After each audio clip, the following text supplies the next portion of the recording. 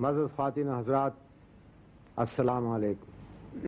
میرا صرف واحد مقصد آزادانہ منصفانہ انتخابات کروانا ہے۔ آپ جتنی دوڑ لیں اللہ تعالیٰ آپ کو اتنی زیادہ ترقی دے، لیکن اس کی ایک شرط ہے، اور وہ شرط یہ ہے کہ یہ جو ملک حاصل کیا ہے یہ اللہ کے نام کے اور اللہ کے رسول کے تعلیمات کے لیے حاصل کیا تھا۔ افغانستان کی صورتحال آج جیسا کہ آپ کو صحیح معلوم ہونا چاہیے وہ یہ ہے کہ پاکستان افغانستان کے اندرونی معاملات میں دخل اندازی نہیں کر رہا ہے، بلکہ یہ افغانستان کے اپنے لوگ ہیں، وہاں کے اپنے باشندے ہیں، جن کا ذکر میں نے ابھی آپ کی خدمت میں کیا، جو کہ اپنی آزادی کی جنگ میں لڑنے مرنے مٹنے کے لیے تیار ہیں اور گزشتہ 4 سال سے تقریباً نہتے ہاتھوں سے لڑ رہے ہیں۔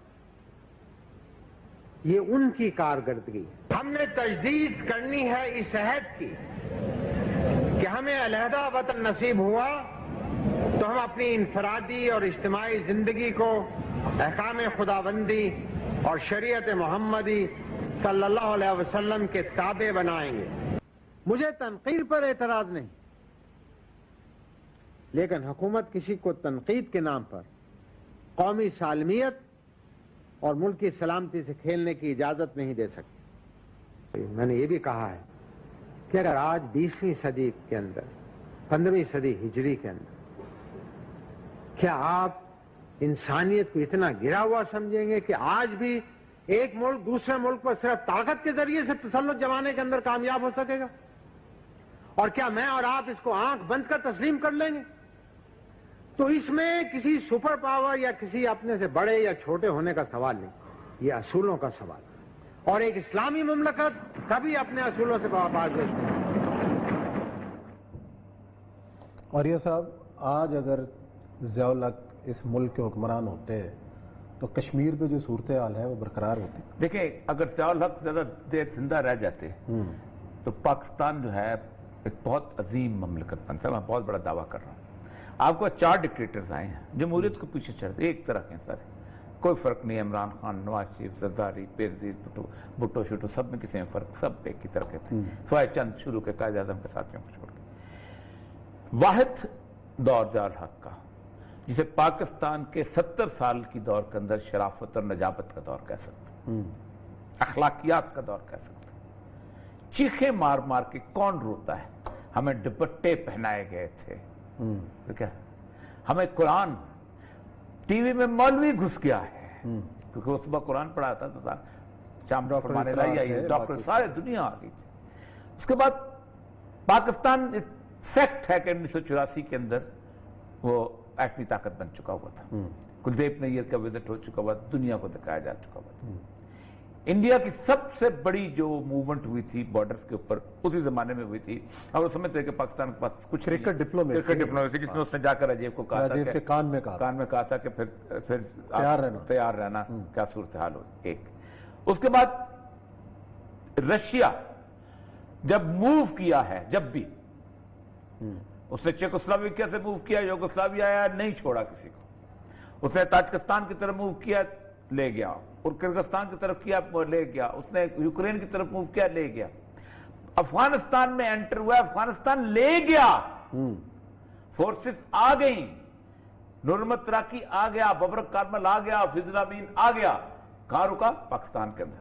خواب چکنا چور کیا ہے اکیلے آدمی۔ میں نے اس کو ایگزیکٹلی دیکھا، امریکہ کو تو 2 سال کے بعد ہوش آیا تھا، ہیں یہ تو لڑنے شروع ہو گئے۔ 2 سال کے بعد امریکن آ کے، ہم بارڈر کے اوپر ہوتے تھے، میں خیال سسٹم کو چمن تھا، جس وقت ساری صورتحال ہوتی تھی۔ آپ سوچ نہیں سکتے کہ اس وقت آنا شروع ہوا تو امریکی آنا شروع ہوا تو UNHCR آنا شروع ہوا تو پھر امداد آنی شروع ہوئی ہے، ختم۔ اس کے باوجود اب 2-3 چیزیں اس کے اوپر نام پہ لی جاتی ہیں۔ پہلی بات تو یہ ہے کہ میں نے اکثر کہتا ہوں کہ ضیاء الحق کا دور اگر نکال دیں تو پاکستان ٹیلی ویژن کے پاس 0 رہ جاتا ہے۔ ضیاء الحق کا دور نکال دیتے، اشفاق احمد ختم ہو جاتا ہے، باناز قدسیہ ختم ہو جاتی ہے، امجد اسلام امجد ختم ہو جاتا ہے، اصغر الدین سید ختم ہو جاتا ہے، حسینہ معین ختم ہو جاتی ہے، اس کے بعد کیا نام ہے، فاطمہ سریہ بجیہ ختم ہو جاتی ہے، نور اللہ شاہ کو ختم ہو جاتا ہے، عبدالقادر جنیجو ختم ہوتا ہے۔ کون ایسا ہے جو ضیاء الحق کے دور کے اندر لکھا نہیں اس نے فلرش نہیں کیا؟ پہلی دفعہ لائیو پروگرام آپ کو پتا ہے جوں کا توں جا رہا ہے وہ شروع کیا تھا۔ ضیاء الحق کے اوپر 50-50 میں کتنے خاکے بنے، وہ ایک وہ شیشی والا خاکہ تھا کہ 70 کروڑوں پہ جو وہ کہتے ہیں وہ لگاتے ہیں یہ شیشی لے جاؤ کوڑے، سب کچھ ہوا۔ اس کے بعد آج جتنا سارے صحافی مانتے ہیں کہ جتنا آج صحافت پہ پریشر ہے کبھی کسی دور میں نہیں رہا۔ یہ بھی صحیح ہے، ٹھیک، ضیاء الحق کے دور میں تو نہیں تھا سارے۔ اچھا اب آتے ہیں اس کے پاس کچھ خرابیوں کی جو کہتے ہیں مثلا نہیں پہلے اچھائیاں کہ ضیاء الحق نے پاکستان کو دیا کیا؟ پاکستان کو اچھا پھر پاکستان کی اکانومی 15 روپے سے اوپر ڈالر نہیں گیا کبھی اس کے دور میں، ٹھیک۔ پھر بلوچستان میں بھٹو کے دور کی انسرجنسی، سب سے بڑی بات کہا جاتا ہے آرمی انٹر میں، سب سے بڑی بات یہ ہے کہ بھٹو کے دور میں tikka Khan chief of army staff تھا، جسے بلوچ کہتے تھے، بچر کسائی ہمارا، اس کو انہوں نے ٹکا خان کو انہوں نے پیپلز پارٹی کا سیکرٹری جنرل لگایا۔ کس نے لگایا؟ پیپلز پارٹی نے۔ پنجاب کا گورنر لگایا۔ ضیاء الحق تو آخری دور میں آیا تھا ایک، اور ضیاء الحق نے عام معافی کا اعلان کیا۔ بلوچ پیار کرتے تھے اس شخص سے، مجھے حیران ہوتا ہوں، مری جو تھے 20-20 کلومیٹر دور پیدل چل کے اس کے جلسے میں جایا کرتے تھے، بجلی وہاں سے پورے کا پورا اس کے ضیاء الحق کو کس چیز کی سزا دی گئی، راستے سے ہٹایا گیا؟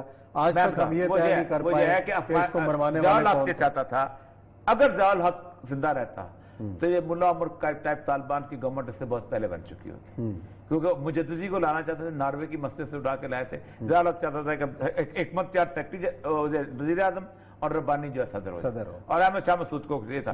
اب کہا جاتا ہے اس نے ایم کیو ایم بنائی۔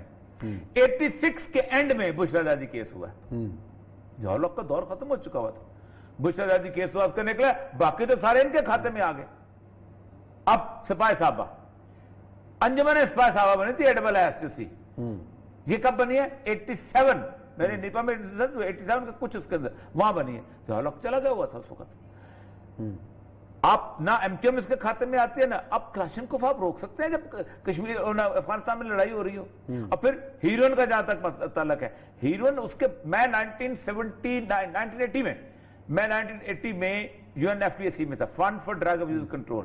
میں پورے ملک میں گھوما ہوں، میرے ساتھ ایک جرمن ہوتا تھا ہینس پالمن، پورے ملک میں 3 ہیروئن ایڈکٹ ملے تھے میں۔ یہ فنامنا تو اس کے بعد کا ہے۔ چلیں آخری سوال کا جواب دیتے ہیں کہ ضیاء الحق کو کس نے مروایا؟ امریکن، اس لیے کہ امریکن وہ جو جنیوا اکارڈ ہے اس سے منظامت کرانا چاہتے ہیں۔ اس کے علاوہ کیا کچھ؟ اور آپ کو پتہ ہے جو قاضی صاحب میں مشہور بتاتا ہے کہ جب ہم کرنے لگے تھے پشاور کے اندر، نواز شریف صاحب بیٹھے ہوئے تھے تو اتنے میں فون آ گیا اس کا، وہ کیا نام تھا اس کا، امریکن جو تھا اس کا، اور انہوں نے سارے کے سارے مان لیے، ورنہ وہ ضیاء الحق کے بات پہ عمل کر رہا تھا۔ ضیاء الحق پاکستان کی پوری اس میں ایک ہمیں سیٹلائٹ اسٹیٹ ان سے بچایا ہے، ورنہ ہم اس وقت رشیا کا حصہ ہوتے ہیں۔ وہ وہاں بیٹھا ہوتا، اور جو تاجکستان کا حال ہوا ہے، جو اسلام کا ستیہ ناش وہاں ہوا ہے، جو مسلمانوں سے قرآن تک چھین لیا گیا، مسجدیں بند کی، وہ ہوتا، ہم اس حالت میں ہوتے۔